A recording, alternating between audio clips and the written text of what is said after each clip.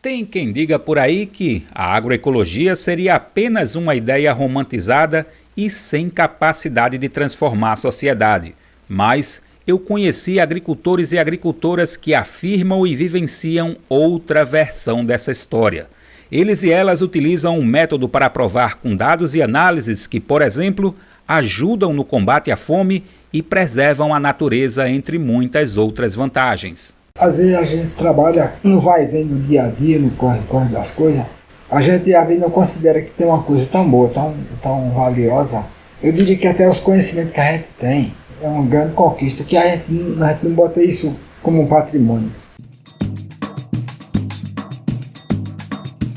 O que seu Rafael Braz, aos 63 anos, considera seu patrimônio é o conhecimento agroecológico e saberes adquiridos na lida da terra, que ele acredita que podem ser sistematizados e compartilhados.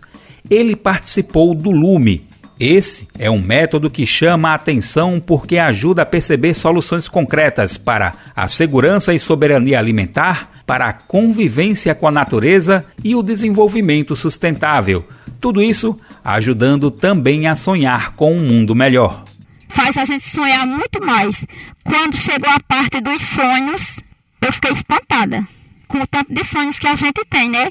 E com um baita patrimônio de saberes e natureza, Jusilene Torres, de 41 anos, participou de uma pesquisa-ação que utilizou o LUME. Em uma das etapas do método, os agricultores e as agricultoras são convidados a sonhar e projetar o futuro. Um desses de Jusilene é aumentar a produção de alimentos saudáveis, mantendo toda a natureza ao seu redor de pé e preservada.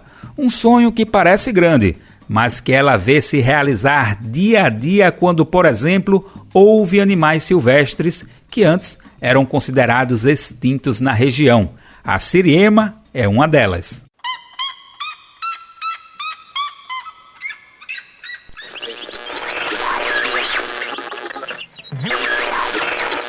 Alô, alô, eu sou Daniel Lamir, da Editoria de Rádio do Brasil de Fato, e sintonizo aqui com vocês no nosso podcast Curiscos.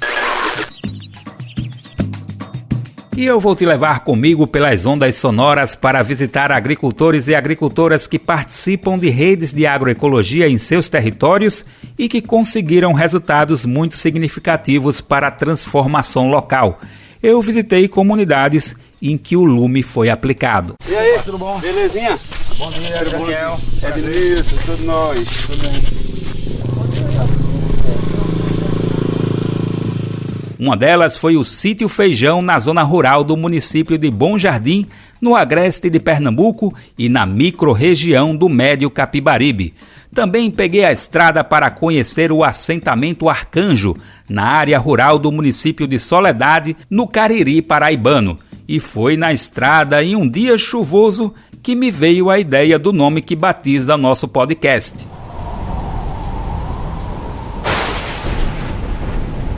Curiscar significa o brilho de luzes, que pode ser de um relâmpago, de uma estrela, de fogos de artifício e o que mais se acender à nossa vista.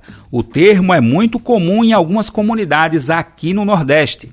O curisco tem a ver também com o próprio lume, que aparece como uma simbologia de luz, como conhecimento. Mas essa escolha se confirmou mesmo depois que ouvi histórias curiosas que aconteceram nas comunidades rurais.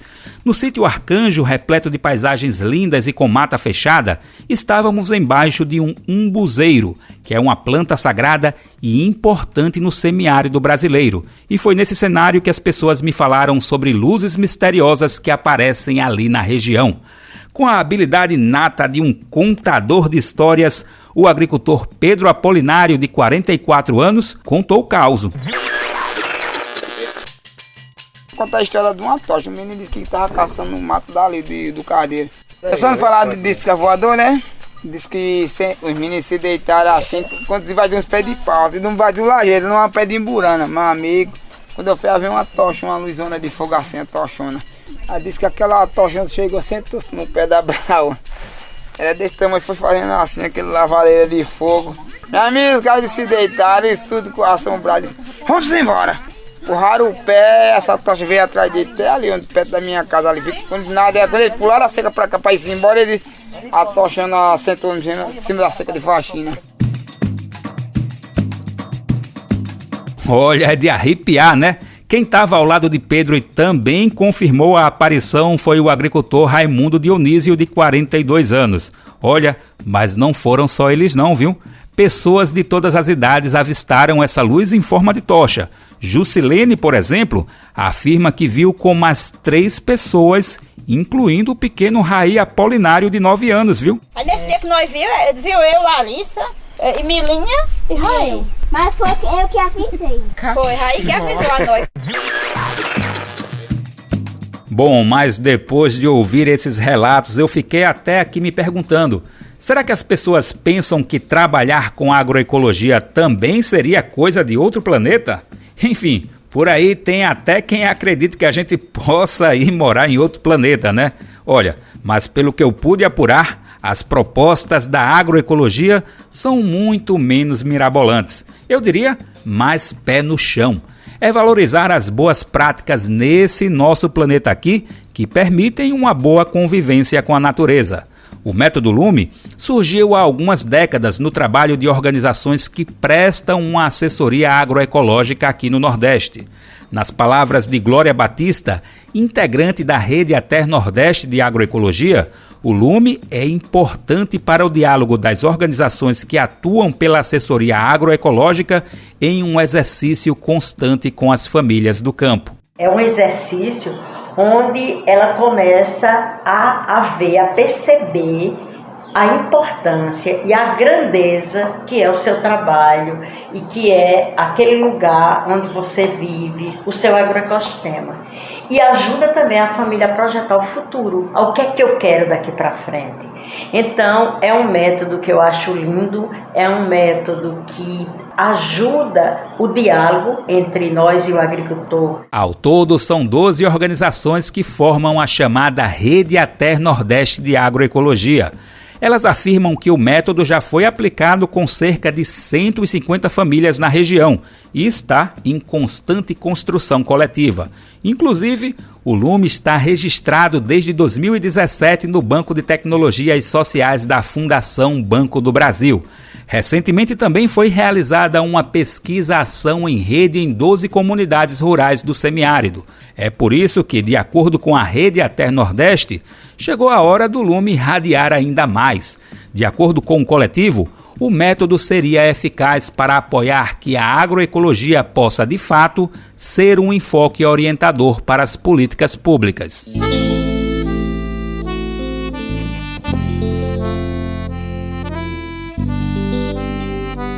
Em pouco tempo de caminhada no Sítio Feijão, no município pernambucano de Bom Jardim, percebi uma nítida zona de transição, tanto de clima quanto de ecossistemas.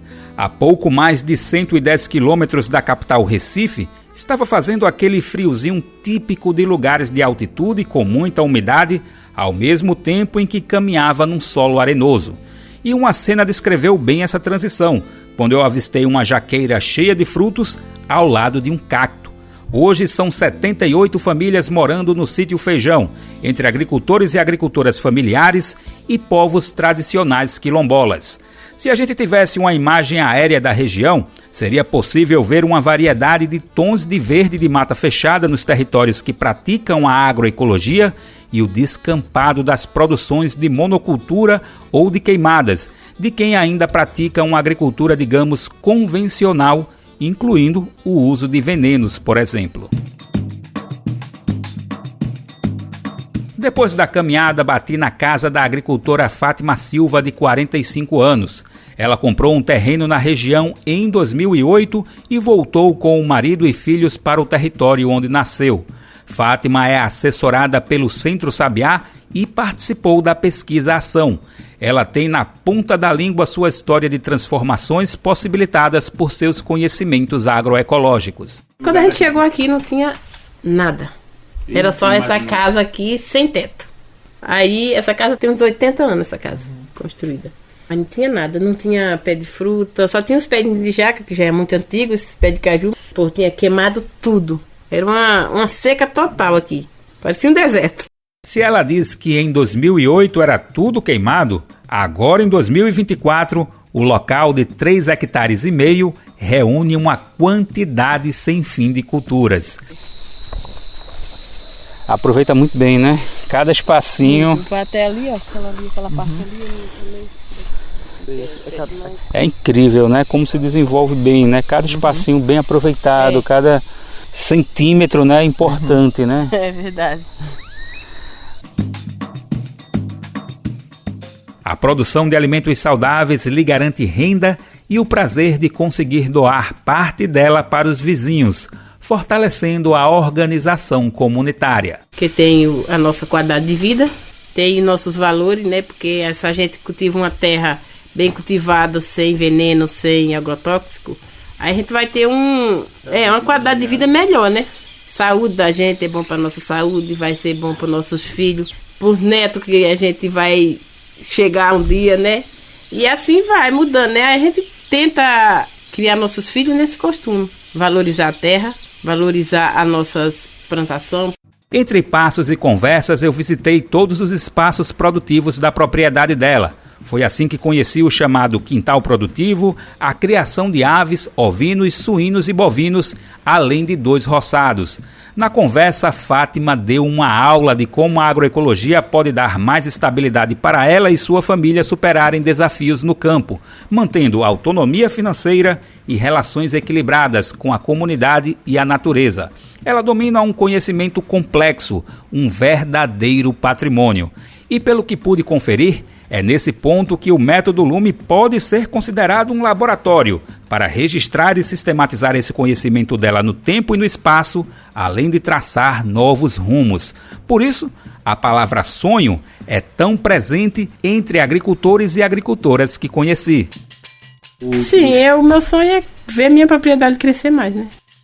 Eu acredito que é um sonho das comunidades, porque a gente... você vê o pouco que entra de projeto, que vem em pequenas coisas, o agricultor já faz uma grande diferença. E é juntando sonhos e conhecimentos que o Lume pretende impulsionar a agroecologia pelos territórios. Na prática, profissionais das organizações de assessoria utilizam ferramentas metodológicas para construir conhecimentos a partir das experiências, valorizando as culturas das comunidades e as riquezas da natureza em cada território. De uma forma participativa, as famílias demarcam um período significativo em sua própria história para contar as mudanças no jeito de fazer a agricultura. No caso de Fátima, um marco importante na sua história foi conhecer a vizinha e amiga Vanusa. A agricultora diz também que esse processo de mudança ganhou ainda mais força depois que, em 2011, ela se associou à Agroflor, sigla da Associação de Agricultores e Agricultoras Agroecológicas de Bom Jardim. Vim conhecer a Agrofloresta assim, através que eu participava das atividades que tinha na casa de Vanusa. Aí eu fui participando, mas eu ainda não era associada aqui nesse tempo. Aí eu só participava, que o Vanusa chamava e eu ia participar. Aí daí foi que eu fui conhecendo a Agrofloresta, deixei de fazer queimagem, que a gente era roçar e queimar, né? Que não ficava um pé de pau antes em pé, que o povo já derrubava e queimava. Mas depois daí eu vi que a importância da gente ter uma floresta perto da casa da gente, aí a gente já se sente um ar diferente, né? Olha, e esse ar diferente eu pude conferir no local, mas as conquistas identificadas no estudo feito com Fátima foram ainda mais longe de um ambiente agradável. Entre muitas questões, a pesquisa apontou a importância dela comercializar alimentos em uma feira agroecológica no Recife, além de acessar projetos e políticas públicas que fortaleceram seu jeito de fazer agricultura. Um exemplo foi o PAA, o Programa de Aquisição de Alimentos. E com tantos conhecimentos e transformações já vividas, Fátima ganha mais fôlego para sonhar ainda mais. Hoje ela projeta, por exemplo, reformar a casa, participar de mais eventos para trocar conhecimentos, beneficiar mais produtos de sua propriedade e até assumir uma posição de liderança na Agroflor. Daí eu fui crescendo. Conheci muita gente boa. Eu sonho em crescer também bastante e um dia eu ser coordenadora também. Olha, e depois de visitar Fátima, Eu segui poucos quilômetros dentro do sítio Feijão para conhecer a experiência de seu Rafael. Ele já foi da direção da Agroflor, mas hoje ilumina novos anseios na sua experiência de vida.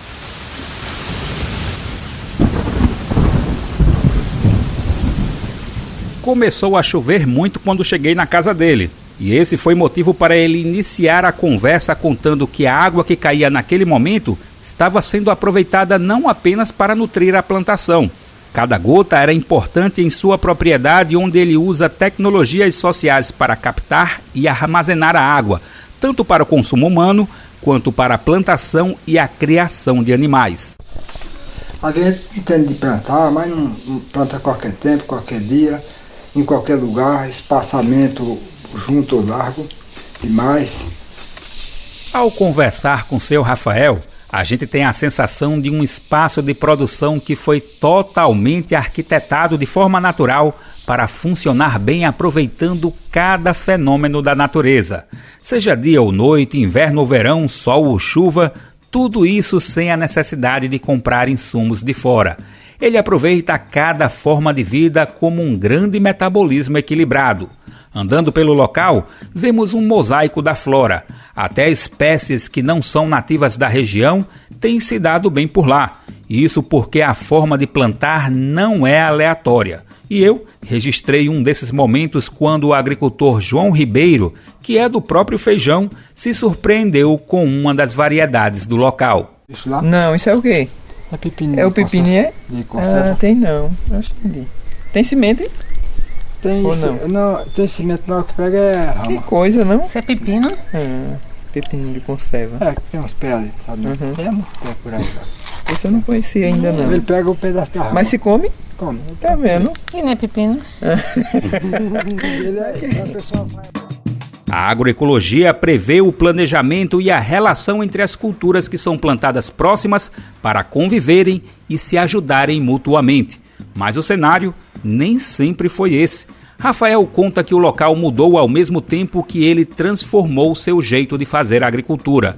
Na década de 90, ele inicia a chamada transição agroecológica. Esse é um processo de mudanças da agricultura convencional para práticas mais sustentáveis com o meio ambiente e com as pessoas. E olha, é difícil até imaginar o local que hoje é bastante rico em biodiversidade, 3 décadas atrás, ter 80% de seu território desmatado, como ele relatou. E aí a gente foi experimentando, foi fazendo, foi mudando o jeito de trabalhar, porque eu fazia queimada, porque para mim era o jeito bom de limpar a terra, mais fácil, mais rápido, barato. Eu fazia o que eu aprendi a fazer. E aí foi para mudar, deu um trabalho danado, porque a gente tinha costume, não achava fácil fazer essas coisas, né? A pesquisa em sua propriedade permitiu identificar como e por que as mudanças foram acontecendo. Quando ele me falou dos dados e análises de sua experiência e de sua esposa, Dona Ivonete, de 62 anos, vi coisas como proatividade na busca por inovações no campo, sentido de coletividade no sítio Feijão e o acesso a políticas públicas adequadas. Coisas que talvez passariam batido no cotidiano na lida do campo se não tivessem sido organizadas. As experiências de Fátima e de seu Rafael e Dona Ivonete nos dizem muito sobre os benefícios da agroecologia, como a estabilidade financeira diante de possíveis obstáculos como fenômenos extremos da natureza, cada vez mais comuns. Enquanto um monocultivo pode ser totalmente afetado por falta ou excesso de chuva, a produção diversificada e os solos protegidos possibilitam maior capacidade de adaptação climática e variadas fontes de renda. É contraditório saber que existem famílias agricultoras que produzem alimentos, mas nem sempre têm o que comer. É que muitas vezes a exploração de trabalhadores e trabalhadoras é tão grande que não sobra nem um restinho de seu esforço para dizer que é seu. Essa realidade reflete os números apresentados pelo IBGE em 2023, indicando que os maiores índices da população abaixo da linha da pobreza estão nas áreas rurais. são 38% ante 15% das áreas urbanas, e as regiões Norte e Nordeste também mantiveram situações mais agravadas.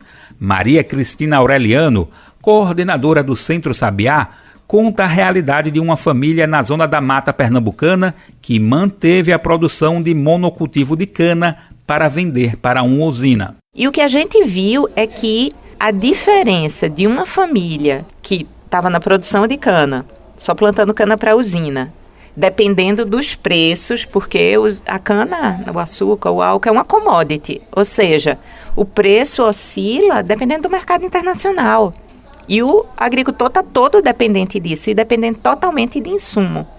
E o agricultor, no processo de transição agroecológica, o agricultor agroecológico com uma produção super diversa, uma boa parte dos alimentos sendo consumidos pela própria família, outra parte sendo vendida no mercado local, a diferença era de mais de um salário mínimo. Depois de um tempo, as experiências puderam ser comparadas do ponto de vista de geração de renda e de qualidade de vida. Então, acho que foi muito bacana a gente fazer isso e depois, mais ainda, a gente fazer a reflexão com o próprio agricultor. Na verdade, esse agricultor, como ele estava muito próximo ao litoral, além dele plantar cana, ele também era pescador. Quando a gente olha o tanto de insumo, veneno, adubo químico, que ele tinha que adquirir para o ciclo da cana, na verdade, era o peixe que estava garantindo ele produzir a cana, né? Porque a cana é aquela história, você planta, cuida e tem a colheita uma vez por ano. Então, em um determinado mês do ano, ele recebia um volume maior quando ele vendia para a usina. Mas, se a gente pegasse aquele valor e a gente dividisse por mês, a gente ia ver que quem estava sustentando a cana e as despesas da cana era a pesca. Já pensou? E o método Lume ajudou a família mergulhar sobre a sua realidade, alumiar a realidade e poder compreender mais esse processo. Com metodologias simples, o Lume ajuda as famílias a reconhecer os próprios saberes que quase nunca são valorizados pelo mercado e por um modelo de desenvolvimento que não prioriza quem trabalha na terra e nem a própria natureza. Quando a gente apaga uma população, quando a gente invisibiliza um povo, a gente abre espaço para que esse lugar ele seja ocupado por quem é de fora, né? Com outras propostas, com projetos que não são projetos adequados à região. Essa é a comunicadora Verônica Pragana, da organização ASPTA. E quando o Lume chega nas comunidades rurais, nas famílias, ouvindo a história das famílias, ouvindo a história das comunidades, esse simples ato, ele é uma mudança de chave, ele muda tudo. Por quê? Porque as pessoas passam a se conectar com sua própria vida, com sua própria história e ver que eles existem ali há muito tempo e tem muita sabedoria associada à permanência deles naquele lugar.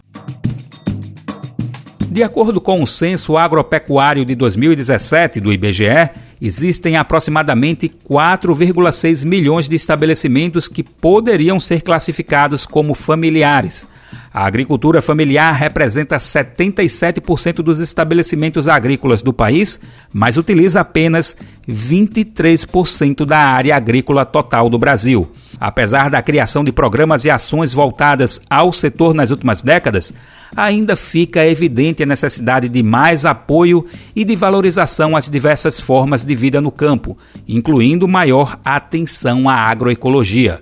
E na Paraíba, eu conheci um ritual que representa a conquista da terra na luta contra a exploração da mão de obra camponesa. Nós vimos com força, pedindo a Deus aqui onde nós está, quebrando o cadeado pra nós entrar. Quebrar um cadeado se tornou um símbolo da ocupação de um antigo latifúndio pelas 15 famílias que vivem hoje no assentamento Arcanjo. Em 2008, a maioria deles e delas era bastante jovem e eram proibidos de entrar no território. O acesso era reservado somente às pessoas que trabalhavam na propriedade, que eram justamente os familiares mais velhos dos atuais assentados e assentadas. Pelos relatos contados, além da exploração da mão de obra no local, eram recorrentes situações de humilhação e truculência por parte do antigo proprietário, algo que seria muito difícil de traduzir apenas com um relato frio. Eu canto agora com Deus e Nossa Senhora debaixo desse museiro.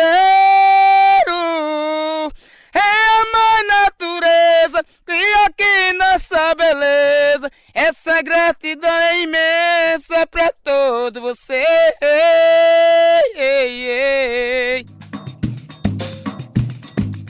De uma forma espontânea, Pedro Apolinário traduziu o sentimento de todos e todas.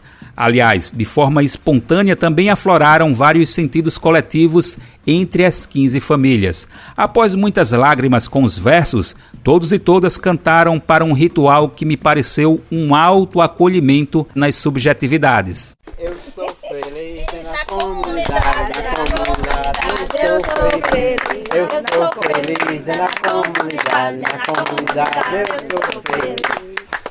Nossa comunidade. Mas arrasou, Pedro. Eu acho é difícil a gente se reunir para não sair o choro. Porque quando a gente relembra nossa luta, sempre vem uma lágrima. Não só não é de tristeza essa lágrima, sempre é de felicidade.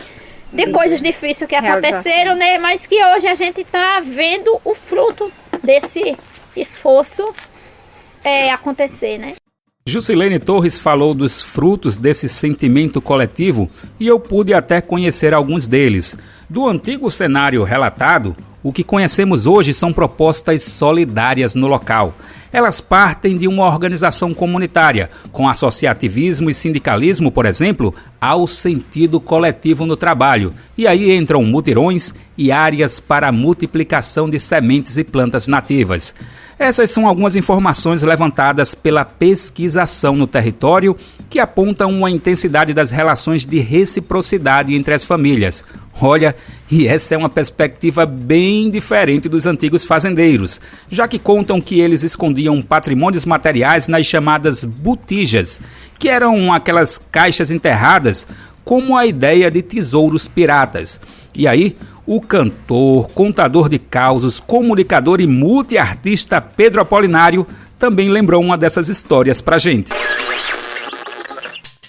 A história da botija, que o senhor veio arrancar, ali tem um cantor mostrando o pé de cumatita. Quando chega lá, ele disse que estava cavando debaixo de uma raiz.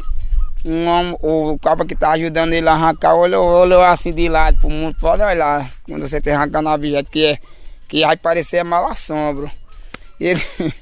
Ele disse que olhou assim pro muro, viu um bode preto, soltando fogo por as varetas, nos olhos assim, dentro do pinote no muro, sabe? Acaba saiu, Mané, ei Mané, tá vendo que eu tô vendo o quê? Ah, vem pra cá, ele. Olha pra ali, Mané, um bode com os olhos de fogo. Eu sei que ele, quando arrancou, aí os dois que estavam arrancando se assombraram com esse bicho.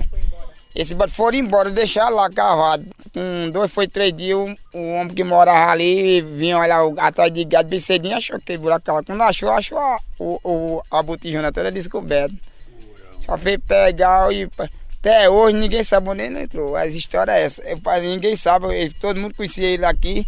Era pobrezinho, humilde, não tinha nada. Desse dia pra cá ele partiu no mundo com esse outro. Mané Vilu ficou pobre, eu acho que ele ficou rico. E ouvindo essas histórias, é óbvio que eu fiquei olhando mais pro chão que eu estava pisando, né? Mas não achei nenhuma botija. Quem encontrou valores nessa terra, olha, mas não esse que você está imaginando, viu? Foi a agricultora Jusiene Torres, de 36 anos. Ela é irmã de Jusilene, que já ouvimos aqui no podcast. O local é repleto de um solo do tipo raso cristalino. Isso quer dizer que há muitas rochas e a própria camada de areia está muito perto dessas formações rochosas. Nesse ambiente que é muitas vezes desacreditado para uma agricultura diversa, Jusiene mantém uma riqueza de vida com a experiência de reflorestamento de um espaço que ela disse que antes era um grande descampado e com um clima abafado. E a gente vê a diferença da terra como está hoje, né? que achava que não ia dar um fruto, porque quando a gente veio não tinha planta nenhuma nesse cantinho aqui. Era uma área descampada mesmo. E com essa experiência, Jussiene faz questão de dizer pra gente que o território é produtivo, desde que as práticas e políticas sejam adequadas para o local. Ela prova que a própria natureza do solo considerado seco do Cariri pode produzir bem, isso tudo sem a necessidade de encher o local com adubos químicos, sementes de laboratório ou mesmo agrotóxicos.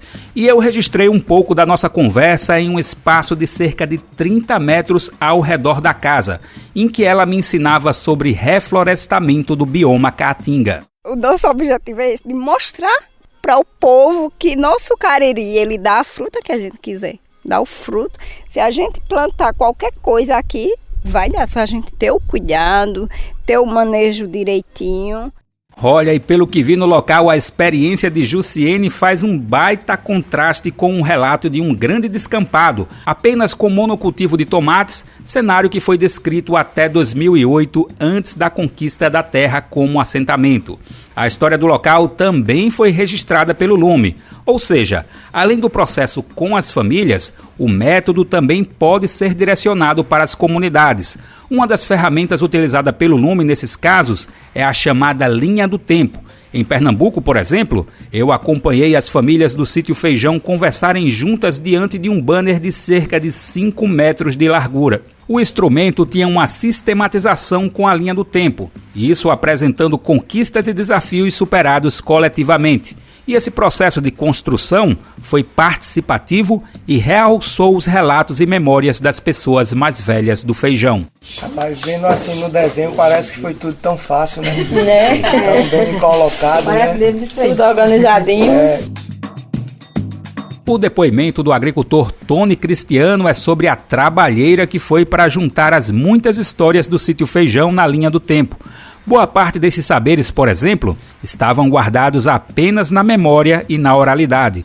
Tudo isso foi organizado no banner para apoiar momentos de uma produção compartilhada desse conhecimento. E esse saber que não se separa de uma identidade do território pode ser feito com outras ferramentas, como o mapa da comunidade. Esse foi um dos exemplos que acompanhei no assentamento Arcanjo, em que todas as pessoas colocaram a dimensão do território em um painel desenhado com cerca de 3 metros de largura.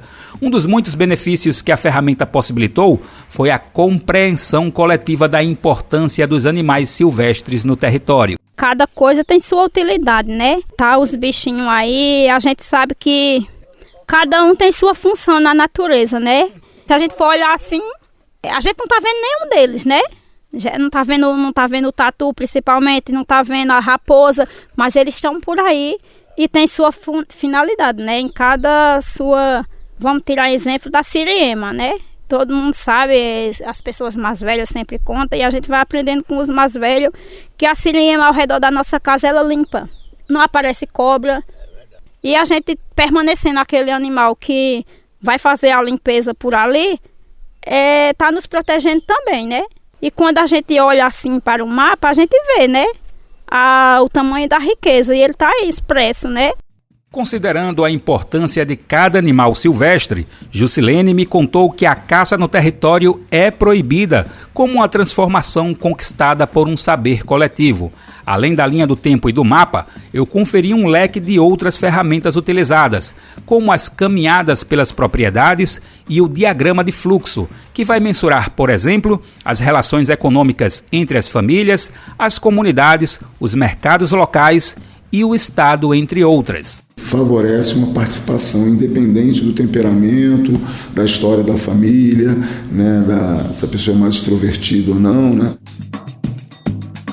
Esse é Antônio Carlos, conhecido como Tonico, técnico da organização PATAC, sigla de Programa de Aplicação de Tecnologias Apropriadas, que assessora a comunidade Arcanjo e muitas outras no território. É uma ferramenta muito eficiente do ponto de vista não só conceitual, mas metodológica, né? No sentido da gente qualificar o trabalho de assessoria técnica, seja numa chamada pública, seja em outras iniciativas, né? Como visitas de intercâmbio, projetos em rede, pesquisas.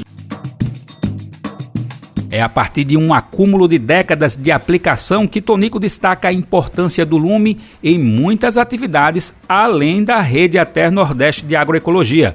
Ele lembra que o método está sendo apropriado pela ASA, Articulação Semiárido, e ANA, Articulação Nacional de Agroecologia, em seus trabalhos de assessoria dialógica com as famílias e de formulação e execução de políticas públicas.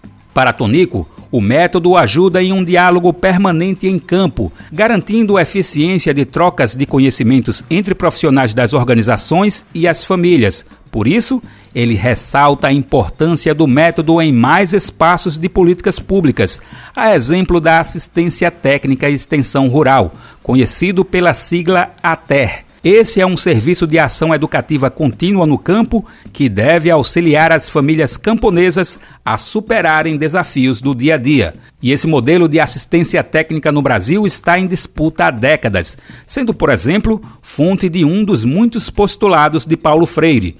O educador analisou o trabalho de técnicos e técnicas extensionistas, defendendo uma atuação em campo mais aberta a uma comunicação e reconhecimento dos saberes camponeses. E um exemplo prático aqui seria a indicação de profissionais que, antes de falar, estejam abertos a uma escuta verdadeira das famílias do campo, quebrando uma lógica de hierarquização de poder entre esses dois lados. Mas, na prática, muitas famílias me relataram que essas críticas feitas por Paulo Freire permanecem bem atuais. No sítio Arcanjo, por exemplo, a cobrança por uma ATER mais dialógica utiliza até a arte.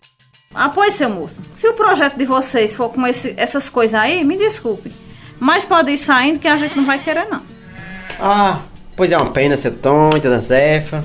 O projeto da gente tá tão bom, a gente tá trabalhando, modernizando. Várias famílias já entraram nesses projetos, tá dando certo. Trabalhando aí com outras coisas diferentes, com inovação, inseminação artificial nas vacas, tudo isso.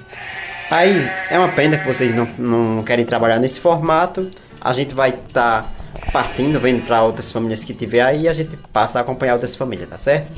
Pode ir sossegado, porque a gente não vai querer esse projeto, não. A gente estamos com um planejamento familiar aqui bem bom. Estamos articulados, né, pelas pessoas que estão vindo visitar, fazer as visitas da gente. E hoje nós podemos dizer que temos alguém nos articulando.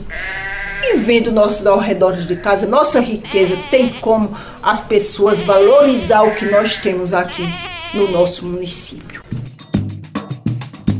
A história fictícia interpretada pelo grupo Caras e Bocas é inspirada em fatos reais vivenciados no próprio Arcanjo. Um dos exemplos foi lembrado por Jussiene Torres, quando profissionais chegaram na comunidade sem avisar e dizendo que precisavam cavar 3 poços. Eles só queriam um espaço e pronto. Tipo, eu estou com um projeto aqui do poço e preciso de um espaço na comunidade para colocar esse poço. A gente não tinha nenhuma decisão, nenhum dia para decidir onde iria colocar, onde iria cavar esse poço. Vamos dizer, chegando. Eu quero esse projeto para ser amanhã e pronto. E aí eu perguntei, por que não só um? Não, porque a gente vem com os papéis de lá já para furar esses 3 lugares. Jussiene contou que os técnicos não deram ouvidos aos conhecimentos próprios das comunidades, que com a sabedoria popular da chamada radiestesia, sugeria outro local para a escavação do poço. Resultado, erraram e viram que a comunidade estava certa. As famílias me contaram que a assistência técnica adequada não nega os saberes científicos, isso jamais, mas estaria ao mesmo tempo mais aberta às diversidades de formas de conhecimento para fluir saberes efetivamente próprios e adequados em cada território.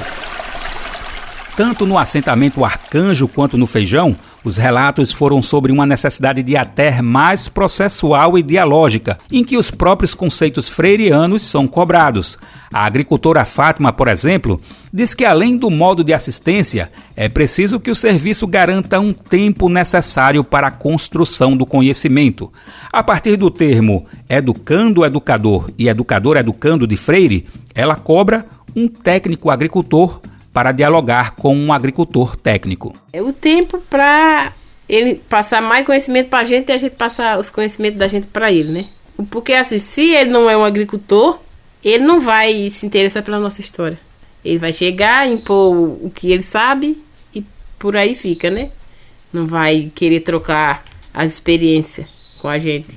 É dessa forma que as pessoas que conheci cobram uma troca de conhecimentos permanente. Glória Batista do Pataque me falou sobre a importância de um ATER no sentido do que as comunidades cobram com base agroecológica. Uma primeira coisa que eu trago é a questão de que uma ATER agroecológica, ela valoriza o local, ela valoriza os saberes locais, a natureza, o ambiente, a cultura local. Então, você trabalhar valorizando saberes e conhecimentos dos povos, isso contribui para que a gente mude essa relação entre técnico, técnica e agricultores e agricultoras. A Rede ATER Nordeste de Agroecologia hoje levanta a bandeira de ampliação das chamadas públicas que valorizem uma assistência técnica de base agroecológica e que considerem o método Lume nesse processo. E nessas vivências também são colocadas as dificuldades e desafios para as famílias camponesas superarem, e não apenas de ordem técnica. É assim, por exemplo, que o método busca identificar a sobrecarga do trabalho das mulheres, como relata Jusilene, ao se ver nas atividades em cada espaço da propriedade. Quando eu olhei, eu vi, oxe Maria, eu tô em todos, eu não durmo, não é? Porque assim, todo mundo sabe que a mulher, ela é a primeira a acordar e a última a ir deitar, né? E a gente é muito atarefada. E geralmente, pronto, lá em casa a gente costuma ir buscar as criação, costuma ajudar quando precisa cortar uma palma, botar para eles. E a gente viu que cada um de nós tem sua tarefinha ali dentro da rotina da família, né?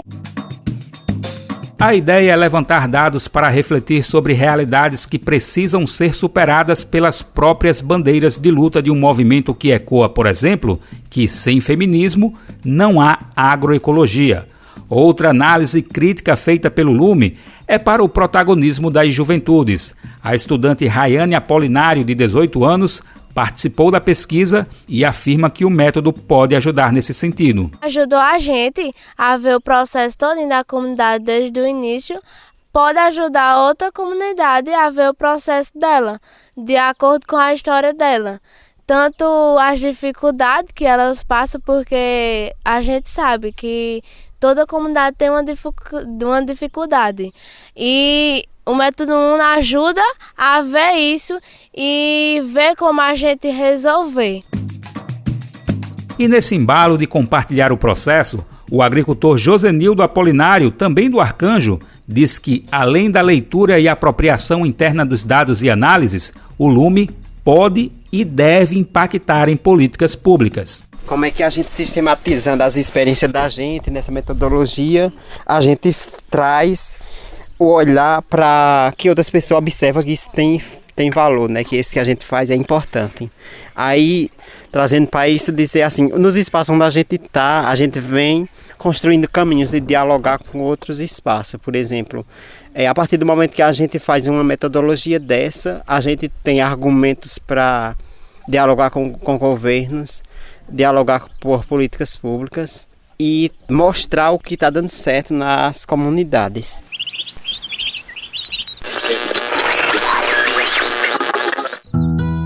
Entramos em contato com a ANATER, Agência Nacional de Assistência Técnica e Extensão Rural, e o MDA, Ministério do Desenvolvimento Agrário e Agricultura Familiar, para abrir espaços para possíveis posicionamentos apresentados pelas pessoas entrevistadas, mas não tivemos respostas até a data de publicação do podcast.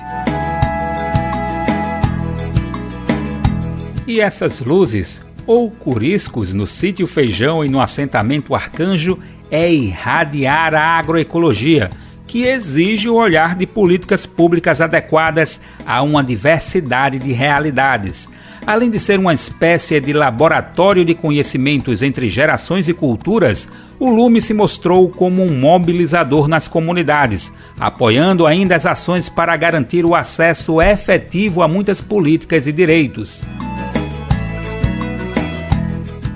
É dessa forma que a Rede Ater Nordeste de Agroecologia propõe um olhar mais atento a esse método inovador, executado por organizações que acumulam uma trajetória longa de vínculos e confiança com as famílias agricultoras. O podcast Curiscos é uma parceria do Brasil de Fato com a Rede Ater Nordeste, formada por 12 organizações. São elas a SPTA, Caatinga, Centro Sabiá, CDJBC, Cetra, Diaconia, Esplar, Fundação APAEB, IRPA, MOC, PATAC e SASOP. Este episódio teve pesquisa, produção, apresentação e roteiro de Daniel Lamir. Também contamos com a parceria de Darliton Silva, do Centro Sabiá, Denis Monteiro, da Rede Ater Nordeste de Agroecologia, João Ribeiro, da Agroflor, Simone Benevides, do PATAC e Verônica Pragana, da ASPTA. O tratamento de roteiro é de Camila Salmásio, a sonorização e finalização de André Paroche. Estratégia de promoção, distribuição e conteúdo digital, Rafaela Coure. A identidade visual é de Nazura Santos e Rafael Canoba. Direção de programas de áudio, Camila Salmásio. Direção de audiovisual, Monize Ravena. Direção executiva, Nina Fidelis.